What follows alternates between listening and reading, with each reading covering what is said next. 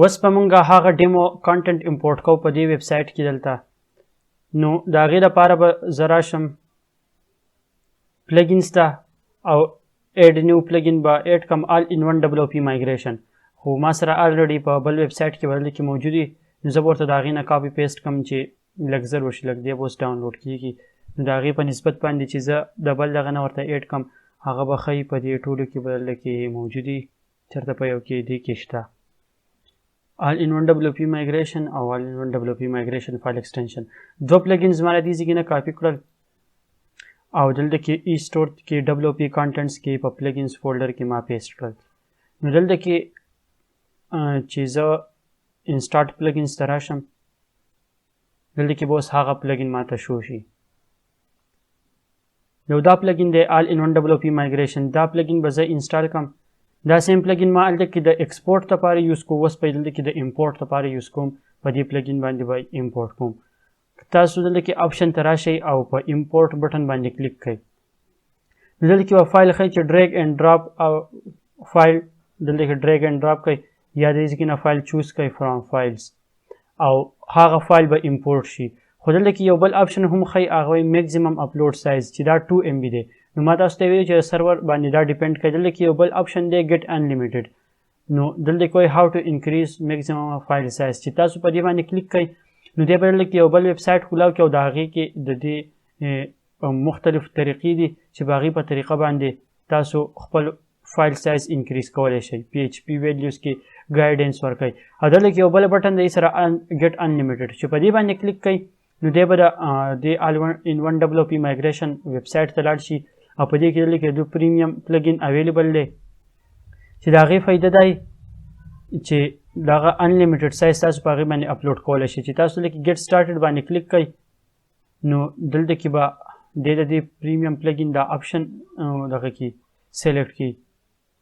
نو په دې کې بیا یو آپشن چې دی هغه د انلیمیټډ سایز لپاره او بل آپشن په دې کې دا دی چې 512 پورې اپلوډ کړئ. ټیک ده، نو چې د 512 پورې اپلوډ کړئ هغه په دې کې د دې لینک موجود دی. زمونږ د فایل سایز دونه نه دی 512 پورې، دا ښه برابر کار کوي. دلته کې دې کې چې دا کم ګایډنس موجود دی نو دلته کې په دې کې یو آپشن ورکړی نمبر 1 یوز پلګین. نو چې په دې پلګین باندې تاسو کلیک کوئ د دوی دا پلګین چې دی دلته کې به موجود وي. اوس دلته کې ما ته دا پلګین نه شو کوي، ډونټ نو چې ولې، خو دا دلته کې چې دی پلګین موجود و تر اوسه پورې ځکه چې ما دا ډاونلوډ کړی دی او انسټال کړی دی. دا all in one WP migration file extension که دا نوم زه کاپي کم او په ګوګل کې ډایرکټ سرچ کم چې ما ته ریزلټ څه ښایي. دا دی all in one، دا یو خو نه دی، د دې فایل ایکسټنشن چې کم دی انلیمیټډ ایکسټنشن په دې کې چیک کو چې دا یو پلګین دی.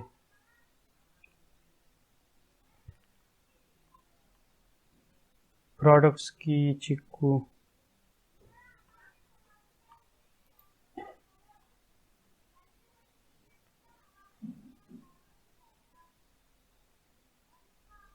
اوس پته نه لګي چې دلته کې دو خپل دغه اپډیټ کړی دی هغه پلګین ماته نه ښایي.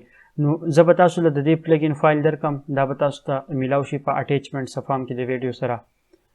نو دا پلګین چې دی دا به ورسره هم زه اکټیویټ کړم. چې دا مې اکټیویټ کو ورډپریس کې ورسته ورځه اپډیټس راځي. نو په دې منت کې ما دا یونټ یوز کړی، نو دا اپډیټ د دې راغلی او موسټلی چې زه یوز کوم دا زما سره هلته کې نور ویب سایټ نه ورته زه کاپي کم ما سره پروت دی، نو هغه مسله بیا ماته نه راځي. او دا چې دی کم لایف سرور په هغې باندې خپل فایل سایز سیوای دا مسله به تاسو ته نه راځي. نو اوس دلته کې 512 شو، دې ته کې به زه هغه فایل راولم کم فایل نه چې زه دې ته ډیټا امپورټ کوم. نو هوم ته به راشم، ویلټ کې سوري هوم کې نه دی موجود، هغه ادر لوکیشن کې په وینډوز کې موجودو فایل، نو هغه فایل به تاسو ډاونلوډ کړئ. تاسو کوم لوکیشن کې پروت وي د هغه لوکیشن نه به دغه کوئ. ما سره دلته کې ډاونلوډس کې پروت دی فایل او د فایل دا نوم دی. دا فایل به زه دې څه نه ډریګ کړم او دلته به یې ډراپ کړم. نو دا فایل چې دی دې ته اپلوډ کېږي، چې کله اپلوډ شي د دې نه پس په یو پروسیډ بټن په هغې باندې چې زه کلیک کړم نو دی به خپل پروسیسینګ وکړي. ایکسټنشن کمپیټیبلیټي دی به وګوري چې څه مسله خو پکې نشته. پروسیډ بټن باندې چې زه کلیک کړم نو د ریسټورینګ چې دی پوره شو. د دې نه پس دلته کې پرمالینک آپشن سیو کوي او ریویو پلګین چې دا آپشنل آپشن دی که تاسو چې کول غواړئ چې مطلب څه مسله خو پکې نه ده راغلی نو هغه دلته کې دا پلګین دی د هغې په ترو باندې دا دغه کېږي ریویو سوري دا خو د پلګین ریویو ده چې ته پلګین له ریویو ورکول غواړئ دلته کې پرمالینکس آپشن دی چې د هغې وینډو به تاسو ته کولاو کړي چې پرمالینکس دغه کوي. زه به دا فینش کړم د دې ځای نه ما فینش کړو چې زه اوس دا پیج ریفرش کړم دی به لاګ آوټ شي او اوس چې دلته کې کوم یوزر نیم او پاسورډ غواړي دا به هغه یوزر نیم او پاسورډ د کم ځای نه چې ما امپورټ کړو او په هغه ټایم کې چې ما هغې له کم پاسورډ ورکړو ځکه چې د هر څه چینج شو دي ته هغه ویب سایټ ډیټا ټوله راله نو د هغه ویب سایټ یوزر نیم او پاسورډ به تاسو دې له ورکوي دا به زه اوس په نیو ټیب کې کولاو کړم او وګورم به چې دې ته اوس ډیټا څه راغلې ده. نو ډیټا چې دا ډیټا ورته د هغه ویب سایټ نه راغله ټوله هغه ډیمو کانټنټ ورته ټول امپورټ شو. نو په دې کې به نور موږ ایکسپلور کوو آپشنز به پکې ګورو کسټمایزیشن به پکې کوو او ایډوانس په دا بوزو.